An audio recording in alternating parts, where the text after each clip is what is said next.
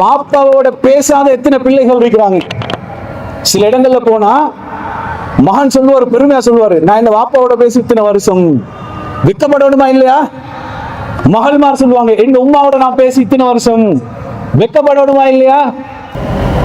இந்த உலகத்தில் இருக்கக்கூடிய எல்லா மக்களும், எல்லா முஸ்லிம்களும் பேசக்கூடிய ஒரு மனிதர், ஒரு குடும்பம் தான் இப்ராஹிம் அலைஹிஸ்ஸலாம் அவர்களும் அவருடைய குடும்பத்தார். அவருடைய அந்த வாழ்க்கையை குறித்து, அவர்களுடைய வாழ்க்கையில செய்த தியாகங்கள் குறித்து எல்லோருமே நாங்கள் பேசுவோம். அவருடைய மனைவி, அவருடைய பிள்ளைகள் செய்யக்கூடிய தியாகங்களை பேசுவோம். அல்லாஹ் தஆலா தனது திருமறை குர்ஆனிலே சொல்லும் போது சொல்கின்றான், இந்த இப்ராஹிம் இடத்திலும் அவரோடு இருந்தவரிடத்திலும் உங்களுக்கு அழகிய முன்மாதிரி இருக்கின்றது. எங்களுக்கு இன்றைய நாள் இருக்கக்கூடிய படிப்பினை, கொள்கை உறுதி எடுக்கலாம், கணவன் மனைவியுடைய வாழ்க்கையை எடுக்கலாம், பிள்ளைகளை வளர்க்கக்கூடியது, பிள்ளைகளோடு பழக்க எப்படி பெற்றோர்கள் பழக வேண்டும் என்பதை பார்க்கலாம். ஆனால் இன்றைய தினம் நாம் பார்க்காத, பேசப்படாத, நாம் சிந்திக்காத ஒரு விஷயம் இப்ராஹிம் நபியுடைய வாழ்க்கையில் இருக்கின்றது. அதுதான் சகிப்புத்தன்மை, பொறுமை என்று சொல்லுவோமே. எந்த கஷ்டம் வந்தாலும் சகித்துக் கொள்வோம் என்று சொல்லுவோமே, அது ஒவ்வொருடைய மனிதனுடைய வாழ்க்கையிலும் இருக்க வேண்டும். அல்லாஹ் தஆலா திருமறை குர்ஆனில் ரத்தின சுருக்கமாக சொல்கின்றான், இன்னல்லாஹ மஅஸ் ஸாபிரீன், பொறுமையாளர்களோடு அல்லாஹ் இருக்கின்றான் என்று அல்லாஹ் தஆலா சொல்கின்றான். அப்ப அல்லாஹ் தஆலா பொறுமையை பத்தி பேசுறானே, அது இப்ராஹிம் நபியுடைய வாழ்க்கையில இருந்துச்சு. இப்ப பாருங்க, இந்த இடத்துல நாங்க உட்கார்ந்து கொண்டிருக்கின்றோம். எப்படி வெயில் அடிக்குது, சூடா இருக்குது தானே, வேர்க்குது தானே. ஒரு 30 நிமிஷம் எங்களோட உள்ளத்துல சகிப்புத்தன்மை, பொறுமை இல்லைன்னு வைங்க, உங்களோட பயானும் தேவையில்லை, தொழுகை தேவையில்லை, எழுப்பிட்டு போகலாம் தானே. பொறுமை வேணும், சகிப்புத்தன்மை வேணும். இப்ராஹிம் நபியுடைய வாழ்க்கையில எங்களை மாதிரி சகிப்புத்தன்மை இல்லை. அவருடைய வாழ்க்கையில வந்த கஷ்டங்கள் இருக்கின்றதே, ஒரு மனிதனால் பொறுக்க முடியுமா, ஒரு மனிதனால் சகித்துக் கொள்ள முடியுமா என்று யோசிக்கக்கூடிய அளவுக்கு சகிப்புத்தன்மை. அல்லாஹ் தஆலா இப்ராஹிம் நபியை குறித்து சொல்லும் போது என்ன சொல்றான்னு பாருங்க, இன்ன இப்ராஹீம லஹலீமுன் அவ்வாஹும் முனீப். இப்ராஹிம் இடத்திலே சகிப்புத்தன்மையும் இருந்துச்சு, அதே நேரம் இலகிய மனம் கொண்டவராகவும் இருந்தாரு. அல்லாஹ் தஆலா சொல்றான், அவ்வாஹும் முனீப், இலகிய மனம் கொண்டவராக இருந்தாரு. அவர் பிள்ளையை அறுக்க போனாரா, அதனால கடுமையான மனம் இல்லை.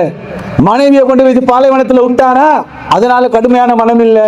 இறைவனுக்காக வேண்டி தன்னுடைய உறவுகளை விட்டுட்டு போனாரா, அதனால கடுகிய மனம் கொண்டவர் இல்லை. அவர் எப்படி இருந்தாரு, இலகிய மனம் கொண்டவராக இருந்தாரு. அப்ப இவ்வளவு செஞ்சது எதற்காக செஞ்சாரு? இறைவனுடைய கட்டளை, இறைவனுக்கு அடிபணிந்தார். அதெல்லாம் அல்லாஹ் தஆலா சொல்லும் போது சொல்கின்றான், எப்படி அல்லாஹ் தஆலா சொல்றான், இப்ராஹிம் நபி அவர்கள் அல்லாஹ்வுடைய எல்லா கட்டளைகளுக்கும் கட்டுப்பட்டார் என்று அல்லாஹ் தஆலா சொல்றான். அதனாலதான் சகித்துக் கொண்டார். அப்ப அவருடைய வாழ்க்கையில் இருக்கக்கூடிய படிப்பினை என்னது? சகிப்புத்தன்மை இருக்க வேண்டும். அவருடைய இளமை பருவத்தை எடுத்து பாருங்கள், எந்த அளவுக்கு சகிப்புத்தன்மை, எந்த அளவுக்கு பொறுமை. இன்றைக்கு இது இல்லாத காரணத்தினால், குறிப்பாக இந்த முஸ்லிம் சமூகத்துல, முஸ்லிம் குடும்பங்கள்ல வந்திருக்கக்கூடிய பிரச்சனை பாருங்க. கணவன் மனைவிக்குள்ள பொறுமை இல்லை, சகிப்புத்தன்மை இல்லையா, நானா நீ என்று பார்ப்பதனால இன்றைக்கு இஸ்லாமிய குடும்பங்கள் கணவன் மனைவி பிரிஞ்சிருக்கிறாங்க. உம்மா வாப்பாவோட பேசாத எத்தனை பிள்ளைகள் இருக்கிறாங்க. சில இடங்கள்ல போனா மகன் சொல்லுவாரு, பெருமையா சொல்லுவாரு, நான் இந்த வாப்பாவோட பேசி இத்தனை வருஷம். வெக்கப்படணுமா இல்லையா? மகள்மார் சொல்லுவாங்க, எங்க உம்மாவோட நான் பேசி இத்தனை வருஷம். வெக்கப்படணுமா இல்லையா? அல்லாஹ் தஆலா சொல்றான், இப்ராஹிம் நபி இடத்துல பாருங்க சகிப்புத்தன்மை இருந்துச்சு. அதை பாருங்க, இப்ராஹிம் நபியுடைய வாழ்க்கையில ஹாஜர் ரலியல்லாஹு அன்ஹா அவர்களோடு வாழ்ந்த வாழ்க்கையில சகிப்புத்தன்மை இருந்துச்சா இல்லையா?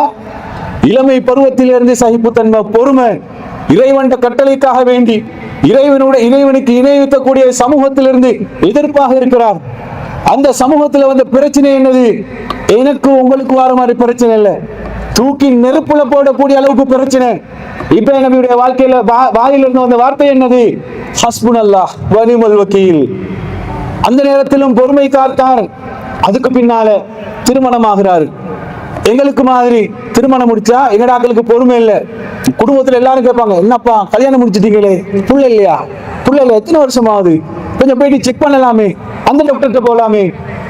வாஸ்தவம் தான், பார்க்கத்தான் வேணும், சொல்லத்தான் வேணும். எத்தனை வருஷம்? இப்ராஹிம் நபிக்கு அல்லாஹ் தஆலா புள்ள பாக்கியத்தை, குழந்தை பாக்கியத்தை கொடுத்தது இப்ராஹிம் நபியுடைய எலும்பும் சதையும் ஒன்றோடு ஒன்று பிரியக்கூடிய வயதில் வயோதிப பருவத்தை அடைஞ்சி அல்லாஹ் தஆலா குழந்தை பாக்கியத்தை கொடுக்கல. எப்படி பொறுமையா இருந்தாரு? அல்லாஹ் கிட்ட கேட்கிறாரு, இறைவா எனக்கு ஒரு குழந்தையை தந்துடு. எத்தனை வயசுல கேட்கிறாரு? எத்தனை வயசுல கேட்கிறாரு? எவ்வளவு பொறுமையா இருந்தாரு, எவ்வளவு சகிப்புத்தன்மை இருந்துச்சு, அதை பார்க்கலாமா இல்லையா? சரி, குழந்தையை கொடுத்துட்டோம். அல்லாஹ் தஆலா கொடுத்துட்டு அது அடுத்த கட்டளை என்னது? இப்ராஹிம் நபிக்கு அல்லாஹ் தஆலா அறிவிக்கிறான். இதெல்லாம் எங்களுக்கு தெரிஞ்ச செய்தி தான். அதுல நாங்க எடுக்கக்கூடிய சகிப்புத்தன்மை எப்படி வருதுன்னு பாருங்க. அடுத்த கட்டளை என்னது? இப்ராஹிமே, மனைவியையும் புள்ளையும் கொண்டு போய் விட்டுட்டு வந்துடுறியா? அப்படி வயசு போயிட்டு புள்ளைய கொடுக்குறான். அந்த புள்ளைய கூட கொஞ்சம் அரவணைச்சு அன்பா பான்பா பாசமா வாப்பா புள்ள என்ற அன்போட வளர்க்கணுமா இல்லையா? புள்ளைக்கு அன்பை காட்டணுமா இல்லையா? அல்லாஹ் தஆலா கட்டளை இட்டான். இதனால் அல்லாஹ் தஆலா சொல்றான், இப்ராஹிம் அவர்கள் இறைவனின் எல்லா கட்டளையும் நிறைவேற்றினார். எப்படி நிறைவேற்றினார்? முழுமையாக நிறைவேற்றினார் என்று அல்லாஹ் தஆலா சொல்றான். கட்டளை வந்துச்சா? ஏன் பாசம் இல்லையா? கணவன் என்ற மனைவி என்ற பாசம் இல்லையா? எந்த புள்ள என்ற பாசம் இல்லையா? அல்லாஹ் தஆலா கட்டளை இட்டுட்டான். சரி, சகித்துக் கொள்வோம், பொறுமையா இருப்போம். கொண்டு போயிட்டு விட்டுறாங்க. சரி, இவர்தான் நபி, இவர் அல்லாஹ்வினால் ஏற்றுக்கொள்ளப்பட்டவர். அல்லாஹ் அவருடைய உள்ளத்தில் அப்படி ஒன்று போட்டாண்டு வைங்க. ஹாஜர் ரலியல்லாஹு அன்ஹா ஒரு மனைவி கொண்டு போயிட்டு விட்டுறாங்க. இப்ராஹிம் அலைஹிஸ்ஸலாம் அவங்க திருப்பி வாங்க. வரும்போது மனைவி வந்து கேட்கிறாங்க, கணவரே இப்ராஹிமே, கூட்டிட்டு வந்தீங்க, விட்டுட்டு போறீங்க, என்ன காரணம்? காரணம் வேணுமா இல்லையா? காரணத்தை கேட்கிறாங்க. இப்ராஹிமே, விட்டுட்டு போறீங்களே, காரணத்தை சொல்லுங்களேன். பதில் இல்லை. இப்ராஹிம் அலைஹிஸ்ஸலாம் அவர்கள் அப்படியே போறாங்க. கடைசா மனைவி ஏதோ ஒன்று புரிஞ்சு கொண்டு, அந்த புரிதலை பாருங்களேன், கணவன் மனைவி என்ற புரிதலை இந்த இப்ராஹிம் நபியுடைய வாழ்க்கையில பார்க்கலாமா இல்லையா? எங்கட பெண்கள் கணவன் ஒரு முடிவெடுத்தால் சரியா எடுத்திருப்பார் என்ற ஒரு நம்பிக்கை மனைவிமார்கிட்ட இருக்குதா? சரி, அப்படி நம்பிக்கை வார அளவுக்கு கணவன்மார் நடந்து கொள்றீங்களா? அதையும் சொல்லணுமா இல்லையா? கணவன்மார் நடந்து கொள்றீங்களா? எந்த கணவன் எந்த மாப்புள்ள ஒரு முடிவெடுத்தால் இவர் சரியா எடுத்திருப்பார், நான் கட்டுப்பட வேண்டும் என்று நீங்க நடந்து கொள்றீங்களா? அல்லது நீங்க எடுக்கக்கூடிய முடிவு சரியாக இருக்கும் என்று மனைவி ஏற்றுக்கொள்றாவா? இல்லையே.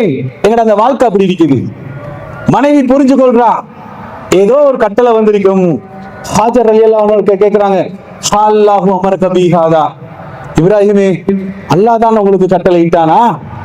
எப்படி வார்த்தை பாருங்க. இப்ராஹிமே, அல்லாஹ் தான் உங்களுக்கு கட்டளை இட்டானா? நாம் ஒரே பதில், ஆம். அவ்வளவுதான். திரும்பிட்டு போறாங்க. அந்த மனைவியுடைய வாழ்க்கையில, அந்த தாயுடைய வாழ்க்கையில பாருங்க, எப்படி ஒரு இறை நம்பிக்கைங்க. அப்படியா? அல்லாஹ் போதுமானவன், அல்லாஹ் அவங்களை பார்த்துக் கொள்ளுவான். விட்டுட்டு போற எப்படியாப்பட்ட இடம்? இது மாதிரி இடமா? இந்த கொழும்பு ஏனைய ஊர்கள்ல மாதிரி இடமா?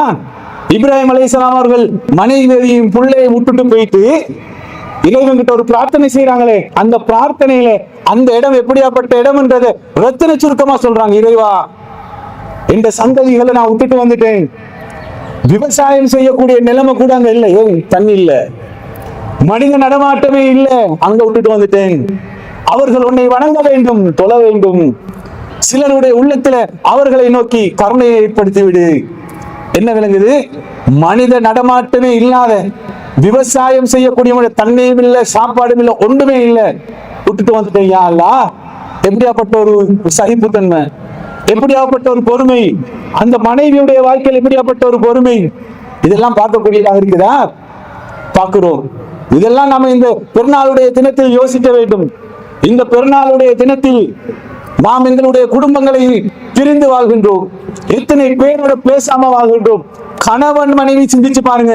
இன்றைய நாளில் இந்த திடல் தொழுகைக்கு வரும்போது கணவன் மனைவியாக பிள்ளைகளாக சந்தோஷமா வந்தாமா, இல்லது மனசுல ஏதோ ஒரு கணவன் மனைவி மீது ஒரு வெறுப்போடு, மனைவி கணவன் மீது ஒரு வெறுப்போடு, அல்லது பெற்றோர்கள் பிள்ளைகளோடு ஒரு வெறுப்போடு வந்திருக்கிறோமா? இதிலிருந்து ஒரு படிப்பினை எடுக்க வேண்டும், சகித்துக் கொள்ள வேண்டும், பொறுமையாக இருக்க வேண்டும். இது இப்ராஹிம் அலைஹிஸ்ஸலாம் அவருடைய வாழ்க்கையில் எங்களுக்கு இருக்கக்கூடிய படிப்பினை.